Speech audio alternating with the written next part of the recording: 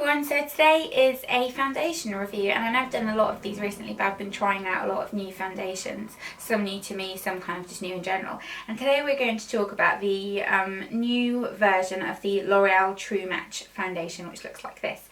I wanted to review this because I really wasn't a fan of the original True Match. I know a lot of people are, but I found it to just be very kind of average. I felt like it made my skin look really dry, and I just wasn't a fan. But I heard really good things about the new version, so I thought I'd pick it up for myself.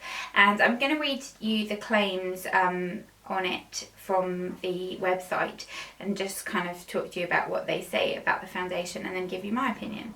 So it says that it's True Match Super Blendable Foundation. The new formula contains 3 shade enhancers for shade matching perfection, skin perfecting pigments, and the ultra gliding creamy texture gives a what's that say? Homogeneous? Oh, I've got no idea what that word even says. Finish, even better colour matching and more luminous and radiant skin than before. Long wear and better comfort. All you see is your skin at its best.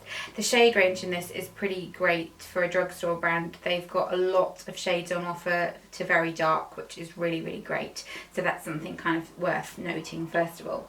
I picked out the shade N3N in Creamy Beige, which is this shade right here, which looks lighter than it is, but I often feel with me, my skin's oily and a lot of things can kind of oxidise on me, but also that my skin isn't as dark as it looks with foundation. Kind of the skin on my face is actually quite pale compared to my body. I think it's because kind of like, you know, I exfoliate and wash my face often and that kind of thing. But I'm wearing it today and I do definitely agree that it is very glowy. I think it is a million times nicer than the original formula. I do think creamy is a very good way to describe it. It is a creamy foundation. It gives you that kind of creamy, pretty skin. One thing I do find about it is that it's not necessarily that blendable. In terms of, it doesn't kind of sink into your skin. You do have to work it in really well to get it to kind of be blendable. Otherwise it just kind of sits on top of your skin a little bit. I have been using this with my Real Techniques buffing brush. You can use it with your hands, but you get less coverage with your hands, and I'm just not a fan with this type of texture because it is very liquid. In fact, I'll put some on the back of my hand to show you.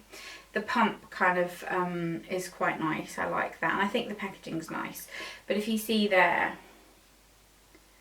you can kind of see it sliding down my hand. It's very liquid. It's kind of not cream foundation, but once you blend it in, it's very light in texture.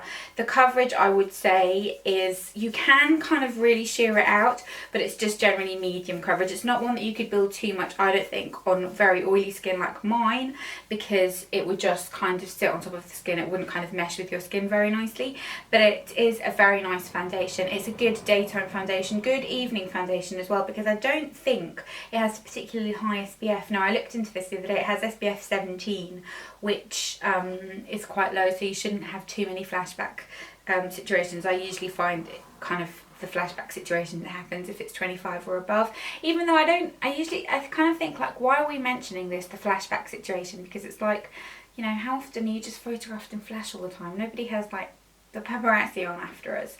But I like the packaging. Like I said, I think it's kind of very sleek and nice. I think it looks quite high-end, kind of the shape of it and the colour of the metal kind of looks a little bit like Dior foundations. I think it is a very nice foundation. In terms of longevity, I don't think it lasts particularly well on my skin personally. The L'Oreal Infallible Matte lasts a lot better, but this lasts a decent amount of time. I do have to powder and blot, but that's kind of not something to hold against foundation, because I have to do that with pretty much every foundation. It's very rare for me to not have to do that kind of throughout the day. But it is very glowy and pretty. It's a very nice kind of foundation for this time of year as well, I think, for spring, where you want something that's kind of, I've said kind of like 20 times, haven't I? Ever since that girl mentioned it, I'm like paranoid about it now, but there's nothing I can do about it. It's very natural, very pretty, just makes your skin kind of look like it's like skin, but on a very good day kind of thing. You couldn't cover if you had acne or kind of anything like that with it, but it just evens everything out, looks really pretty. It's $9.99, which I do think is a little bit expensive for a drugstore foundation. I have to say, I feel like the price of them keeps creeping up and up, but Did I just say it was £12.99? Did I say that? It's £9.99. £9.99. For some reason I just thought I said 12. My mind's not quite with it today. I've got a lot going on. But yeah, you know, 30ml like the normal foundation type of thing. But I do think it is a very nice foundation. If you've just got kind of generally nice skin, you just want something to even it out, give you a bit of a luminous look, this is a really good foundation. Nice everyday one if you just want something to kind of look very natural and pretty, but not necessarily one that I think would last the entire day, because it is way more moisturising than the other one. Doesn't kind of highlight my pores or dryness like the other one did either, but a very nice foundation. I would probably give it 6.5 out of 10 maybe. But I did enjoy it. I think it's a very nice product and I will continue to use it, and I love the fact that they've got such a big variety in shades. I think that's really important as well. So I hope you enjoyed this review. Let me know what you think. Do you prefer this to the old version? What's your favourite L'Oreal foundation? I still think my favourite's the Infallible Matte 24-hour one, but this is really nice too. So I hope you enjoyed this and I'll see you next time. Bye!